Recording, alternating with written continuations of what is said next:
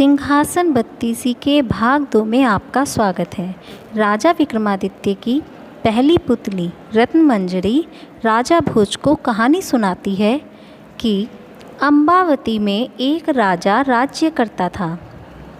वह बड़ा दानी था। उसी राज्य में धर्मसेन नाम का एक और बड़ा राजा हुआ। उसकी 4 रानियां थीं, एक ब्राह्मण, दूसरी क्षत्रिय, तीसरी वैश्य और चौथी शूद्र। ब्राह्मणी से एक पुत्र हुआ जिसका नाम ब्राह्मणीत रखा गया। क्षत्राणी से 3 बेटे हुए, एक का नाम शंख, दूसरे का नाम विक्रमादित्य और तीसरे का नाम भर्तृहरि रखा गया। वैश्य से एक लड़का हुआ जिसका नाम चंद्र रखा गया। शूद्राणी से धन्वंतरी नाम का एक पुत्र हुआ।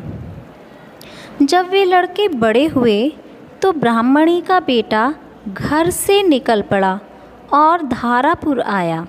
हे राजन, वहाँ के राजा तुम्हारे पिता थे। उस लड़के ने राजा को मार डाला और राज्य अपने हाथ में लेकर उज्जैन पहुँचा। संयोग की बात है कि उज्जैन में आते ही वह मर गया।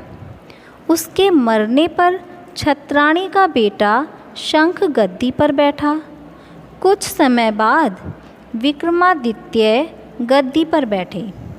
एक दिन राजा विक्रमादित्य को राजा बाहुबल के बारे में पता चला कि जिस गद्दी पर वह बैठे हैं वह राजा बाहुबल की कृपा से है।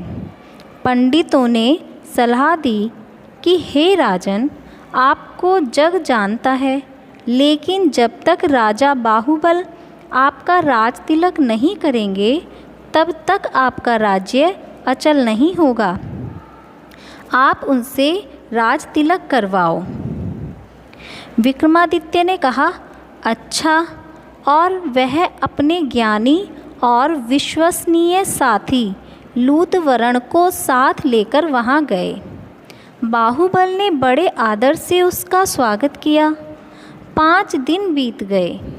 लूतवरण ने विक्रमादित्य को सलाह दी कि जब आप विदा लेंगे तब राजा बाहुबल आपसे कुछ मांगने को कहेंगे। राजा के घर में एक सिंहासन है जिसे साक्षात महादेव ने राजा इंद्र को दिया था और बाद में इंद्र ने बाहुबल को दिया। उस सिंहासन में यह गुण है कि जो उस पर बैठेगा वह 7 द्वीप नवखंड पृथ्वी पर राज करेगा। उसमें बहुत से जवाहरात जड़े हैं। उसमें सांचे में ढालकर 32 पुतलियाँ लगाई गई हैं। हे राजन, तुम उसी सिंहासन को मांग लेना। अगले दिन जब विक्रमादित्य विदा लेने गए तो उसने वही सिंहासन मांग लिया। राजा बाहुबल वचन से बंधे थे। बाहुबल ने विक्रमादित्य को उस पर बिठाकर राज तिलक किया और बड़े प्रेम से विदा किया। राजा विक्रमादित्य ने लौटते ही सभा को और पंडितों को बुलाकर कहा, मैं एक अनुष्ठान करना चाहता हूँ। आप देखकर बताएं कि मैं इसके योग्य हूँ या नहीं। पंडितों ने कहा, आपका प्रताप तीनों लोकों में छाया हुआ है। आपका कोई बैरी नहीं। जो करना हो कीजिए। अपने खानदान के सब लोगों को बुलाइए।